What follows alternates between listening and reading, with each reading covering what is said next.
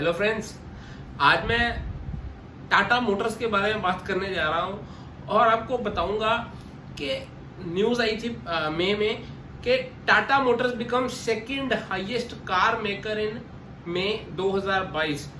इसने हुंडई को भी पीछे छोड़ दिया था मई की सेल्स में। जो पिछले साल की सेल्स थी उससे 4 गुना ज़्यादा इसने इस साल सेल्स की थी। तो ऐसा क्यों हुआ? देखो, सबसे पहले तो टाटा की गाड़ियां जो सी है वो सबसे सॉलिड गाड़ियां हैं हिंदुस्तान की, जिसको अगर 5 स्टार रेटिंग मिली है ना अगर ग्लोबल एनकैप टेस्ट में, तो वो टाटा की गाड़ियां हैं 5 स्टार रेटिंग। जो सबसे पहले इसकी गाड़ी थी टाटा नेक्सॉन, उसने बहुत ज्यादा इसकी मार्केट को प्रमोट किया। और मोर ओवर आपको पता है कि 95 से लेकर 97% जो इलेक्ट्रिक व्हीकल्स का जो मार्केट पकड़ बना रखी है ना, वो टाटा मोटर्स ने बना रखी है। तो यार मुझे ये शेयर अच्छा लग रहा है, बट हम टेक्निकल और फंडामेंटल पैरामीटर्स के बेसिस पे देखेंगे क्या अभी वैल्यू बाइंग है या नहीं है। तो अभी आपको बता दूं, ये एक लार्ज कैप कंपनी है जिसका स्टॉक मार्केट में रैंक 33 है। ठीक है, अभी प्राइस चार्ट की बात करें तो पिछले एक महीने में कंपनी ने 0% की रिटर्न्स डिलीवर की है। मतलब एक महीने में बिल्कुल जीरो, ना प्लस गया ना माइनस गया।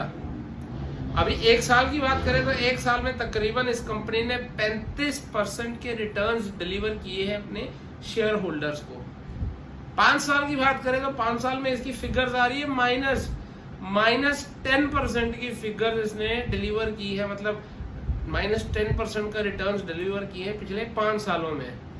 और मैक्सिमम चार्ट की बात करें तो मैक्सिमम चार्ट पे 873% डिलीवर की है इसने रिटर्न्स अपने शेयर होल्डर को। और जो लो लगाया है इसने इस दौरान, मतलब 2000 से लेकर 2022 में, लो था 11 रुपए का और हाई लगाया 612 रुपए का। अभी शेयर खासा नीचे मिल रहा है हमें उससे। ये बीच में इतना फॉल क्यों आ गया? हाई 612 का है, हमें अभी 425 रुपए का मिल रहा है। और इससे पहले लॉकडाउन में ये 62 रुपए का रह गया था। ऐसा क्यों हुआ था? ऐसा इसलिए हुआ था क्योंकि टाटा ने जैगुआर लैंड रोवर को एक्वायर किया था और लॉस मेकिंग कंपनी थी। और टाटा का प्रोडक्ट भी, जो गाड़ियां थी उस टाइम पे नहीं चल रही थी, तो कंपनी के ऊपर कर्जा बहुत ज्यादा था।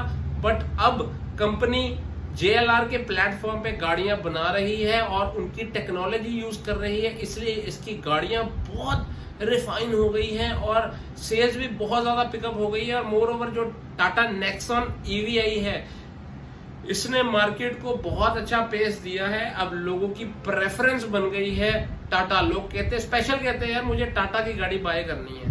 तो टाटा अपनी इमेज चेंज कर रहा है। हो सकता है आने वाले सालों में मल्टी बैगर शेयर साबित हो। टाटा मोटर का शेयर आज 431 रुपए 90 पैसे में जाके बंद हुआ। तकरीबन 1.65% की गिरावट के साथ बंद हुआ। और अगर रुपए की बात करें तो 7.25 रुपए इस शेयर में से आज निकल गए। अभी कुछ पॉजिटिव और नेगेटिव की बात करते हैं। इसका जो करंट भाव है वो इंट्रिंसिक वैल्यू से ज्यादा है, मतलब हमें शेयर महंगा मिल रहा है। अभी भी यार इसको ना देखो, अभी भी कहाँ महंगा मिल रहा है, सस्ते मिल रहा है ना आपको। ऑल टाइम 612 का है। FD से कंपेयर करें तो स्टॉक ने बीते दिनों में FD से बेटर रिटर्न नहीं दिए। डिविडेंड रिटर्न की बात करें तो स्टॉक अट्रैक्टिव डिविडेंड नहीं देता, ये भी एक नेगेटिव पॉइंट है। अभी एंट्री पॉइंट की बात करें तो स्टॉक को बाय करने का सही टाइम है क्योंकि स्टॉक ओवरबॉट जोन में नहीं है टेक्निकल चार्ट्स पे। No red flag, stock ASM या GSM की लिस्ट में नहीं है और प्रमोटर की होल्डिंग ज्यादा प्लेज नहीं है। तो ये एक अच्छा पॉइंट है। 5 में से 3 पॉइंट नेगेटिव है, 2 पॉजिटिव है। आगे अगर बात करें डिविडेंड की, तो कंपनी ने जो आखिरी डिविडेंड दिया था वो जुलाई 18 जुलाई 2016 को दिया था। कितना? 20 पैसे का। मतलब उसके बाद 2016 के बाद कंपनी यार प्रॉफिट मेकिंग ही नहीं हुई। जब प्रॉफिट ही नहीं जनरेट किया तो डिविडेंड कहां से देगी? ठीक है ना। इनकम स्टेटमेंट की बात करें, पहला पॉइंट है lower than industry revenue growth. पिछले 5 साल में जो रेवेन्यू ग्रोथ हुई है वो -1.34% की हुई है, जबकि इंडस्ट्री की रही -0.24% की। तो ये एक नेगेटिव पॉइंट है। डिक्रीज मार्केट शेयर, पिछले 5 सालों में मार्केट शेयर इस कंपनी का 66.05% से घटकर 38.56% हो गया है। होल्डिंग ट्रेंड की बात करें, प्रमोटर ने पिछले 6 महीनों में अपनी होल्डिंग को कांस्टेंट रखा है, तो ये एक स्टेबल पॉइंट माना जाएगा। लो प्लेज प्रमोटर होल्डिंग, जो प्रमोटर की प्लेज होल्डिंग है वो कम है या घट गई है, ये एक पॉजिटिव पॉइंट है। म्यूचुअल फंड होल्डिंग, पिछले 3 महीनों से म्यूचुअल फंड ने अपनी होल्डिंग को कांस्टेंट रखा है, तो ये भी एक स्टेबल पॉइंट में काउंट होगा। शेयर होल्डिंग पैटर्न देखें तो प्रमोटर जो होल्डिंग है वो 46.40% है, जिसके अंदर प्लेज प्रमोटर होल्डिंग जो है वो 0.85% है। तो यार कोई भी कंपनी में अगर प्रमोटर की होल्डिंग 51% से कम होना तो उसको हम ज्यादा अच्छा कंसिडर नहीं करते, ज्यादा अच्छा नहीं माना जाता उसको। म्यूचुअल फंड की तकरीबन 6.5% की होल्डिंग है, डोमेस्टिक इंस्टीट्यूशंस की 7.91% की होल्डिंग है, फॉरेन इंस्टीट्यूशंस की 14.45% होल्डिंग है इस कंपनी में। और बात करें रिटेलर्स एंड अदर्स, हम लोगों के पास 24.76% की होल्डिंग है। अभी पीयर कंपैरिजन की बात करें तो इसकी जो पीयर कंपनीज है वो एक हो गई Maruti Suzuki, number 2 Tata motor DVR और नंबर 3 महिंद्रा एंड महिंद्रा। अभी बात करें पी रेशो की, तो पी रेशो में इसकी पी रेशो नेगेटिव आ रही है। वो इसलिए आ रही है क्योंकि हो सकता है कंपनी डेट में है, तो उस कारण पी जो सी है नेगेटिव हो गई है।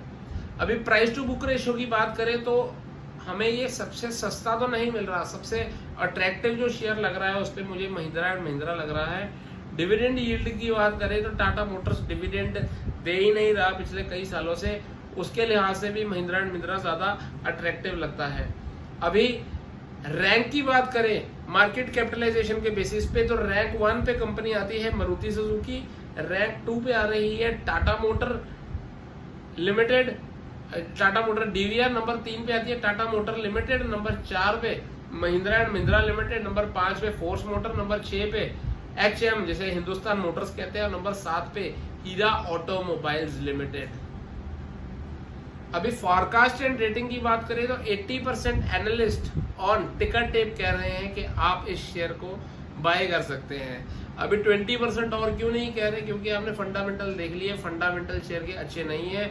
ऑल्दो अगर न्यूज की बात करें और अगर आगे बात करें कि प्रोग्रेस कैसे कंपनी कर रही है, बहुत बढ़िया कर रही है। टाटा का जितने भी ग्रुप्स है वो सारे इंटरकनेक्टेड है एक दूसरे से। टाटा पावर टाटा मोटर की हेल्प करती है, टाटा मोटर टाटा केमिकल की हेल्प करता है, टाटा मोटर टाटा स्टील की हेल्प करता है, तो सारे इंटर रिलेटेड कंपनीज है और बहुत अच्छा काम काज कर रहे हैं ये। प्राइस चार्ट नहीं, अगर टेक्निकल चार्ट की बात करें, टेक्निकल चार्ट पे एक ब्रेकआउट आ चुका है और ब्रेकआउट आने के बाद शेयर नेकलाइन भी टेस्ट कराया है, और जो ब्रेकआउट का लेवल था वो 362 का था। अभी बीते दिनों में आपने देखा 365 से 370 के भाव में शेयर आया था, तो इसने अपनी नेकलाइन को टेस्ट कर लिया है। अगर पैटर्न की बात करें तो इनवर्स हेड एंड शोल्डर मेरा फेवरेट जो पैटर्न है, मुझे तो हमेशा वही दिखता है, तो उसका ब्रेकआउट आ चुका है। और जो टारगेट्स है, हो सकता है अगर आप 1 साल का हॉराइजन ले रहे हैं, 1 साल का व्यू पॉइंट ले रहे हैं, तो हो सकता है ये 640 रुपए में आपको शेयर दिख जाए। उसके लिए जो आप स्टॉप लॉस लगाएंगे वो लगाएंगे 350 रुपए का। पेशेंस बहुत चाहिए क्योंकि कम बैक किया है इसने, और थोड़ा टाइम तो लेगी ना यार मार्केट को कैप्चर करने में, क्योंकि नाम इसका पहले बहुत खराब हो गया था, इंडिका, टाटा नैनो, फिर ये जो गाड़ियां इसकी नहीं चली, उसके कारण इसका मार्केट बैठ गई थी। बट अभी ये कम बैक कर रहा है और हो सकता है कि ये मल्टी बैगर बन जाए। तो बनेगा यार, क्यों नहीं बनेगा। इंडिया की कंपनी है, एथिकल कंपनी है, अच्छा प्रोडक्ट बना रही है, ईवी में इसकी पकड़ है, तो क्यों नहीं चलेगा शेयर, चलेगा, जरूर चलेगा, बस विश्वास रखिए। अगर मूविंग एवरेज की बात करें तो 100 डे की मूविंग एवरेज को छोड़ के ये शेयर बाकी 50 डे, 150 डे और 200 डे की मूविंग एवरेज के ऊपर चल रहा है। और जो 50 डे, 150 डे और 200 डे की मूविंग एवरेज जिसका इसको सपोर्ट मिला है, बहुत अच्छा सपोर्ट मिला है। किस लेवल पे सपोर्ट है, तकरीबन 321 रुपए के आसपास बड़ा अच्छा बेस है इसके पास। तो आप इसको डिप्स पे बाय करिए, जब जब ये आपको 425 से लेके 360 की रेंज में मिले, आप इसको धीरे धीरे बाई कीजिए। मैं आपको इस शेयर में बाइंग की रिकमेंडेशन कोई नहीं दे रहा, आप अपना एनालिसिस करिए, अपना जो आपका सलाहकार है उससे सलाह करके बाई कीजिएगा। मैं आपकी जिम्मेदारी नहीं ले रहा, ठीक है जी। अभी अगर टेक्निकल इंडिकेटर्स की बात करें तो MACD में पॉजिटिव हिस्टोग्राम बन रहे हैं, फास्ट लेन स्लो लेन के ऊपर है, पॉजिटिव माना जाएगा उसमें, उस लिहाज से। RSI 53 है, तो RSI के लिहाज से भी शेयर पॉजिटिव है। वॉल्यूम की बात करें तो पिछले 3 दिन से वॉल्यूम नहीं आ रही, आपने देख ही लिया है, कभी 1% तेज, कभी 1% डाउन, कुछ ज़्यादा कुछ अच्छा परफॉर्म नहीं कर रहा है ये। क्यों नहीं कर रहा? क्योंकि DMI, जो DMI में ब्लू लाइन है वो ADX की लाइन है, यानी स्ट्रेंथ की लाइन है, तो स्ट्रेंथ तो बिल्कुल मर चुकी है, अभी स्ट्रेंथ है नहीं। 15 की ADX आ रही है और बायर और सेलर में बार बार लड़ाई चल रही है, कभी बायर ऊपर, कभी ग्रीन लाइन ऊपर हो जाती है, कभी येलो लाइन ऊपर हो जाती है। तो जब इस शेयर में स्ट्रेंथ आएगी, यानी ADX 20, 25, 30, 35, 40 इस लेवल्स पे जाएगी और बायर्स या सेलर्स एक साइड का मोमेंटम पकड़ेंगे, तब ये शेयर भागेगा या गिरेगा। तो ज़्यादा मुझे यही लग रहा है कि ये शेयर चढ़ेगा, बट अगर ओवरऑल मार्केट गिरेगी तो आपको हो सकता है अट्रैक्टिव भाव पे शेयर एक्यूमुलेट करने का मौका मिल जाए। तो वीडियो अच्छी लगे तो मेरे चैनल को सब्सक्राइब कर दीजिए, नोटिफिकेशन बेल आइकन को प्रेस कर दीजिए, ताकि मेरे लेटेस्ट वीडियोस आप तक पहुंच सके, वो भी मुफ्त में। मुफ्त का ज्ञान दूंगा, ले सकते हो तो ले लो। और अगर आप अपने साथियों का पैसा प्रोटेक्ट करना चाहते हैं या उनको चाहते हैं कि उनको अच्छी सलाह मिल जाए, तो मेरी वीडियो को शेयर जरूर कर देना दोस्तों। Thank you, love you, bye bye.